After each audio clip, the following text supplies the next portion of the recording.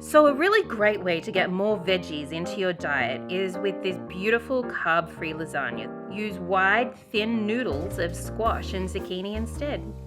A good tip to make the zucchini and squash ribbons is to put a bit of extra pressure on the peeler to create uniform slices. Lay them on the paper towels to remove excess moisture. Give them a light salting. Then you can preheat a large skillet over high heat. Add the onions and then the beef to the skillet. Cook until the meat is brown and the onions are translucent. Add your sauce, your fennel seeds, salt, and pepper. In a separate bowl, combine your ricotta cheese and eggs. Now let's assemble and get this baking.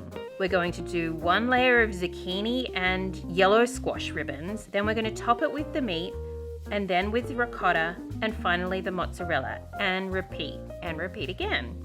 And then the final layer we're going to top with Parmesan. We're going to bake it for 30 to 45 minutes or until golden brown and bubbling. I really love this because it's just a little healthy twist on a traditional beef lasagna.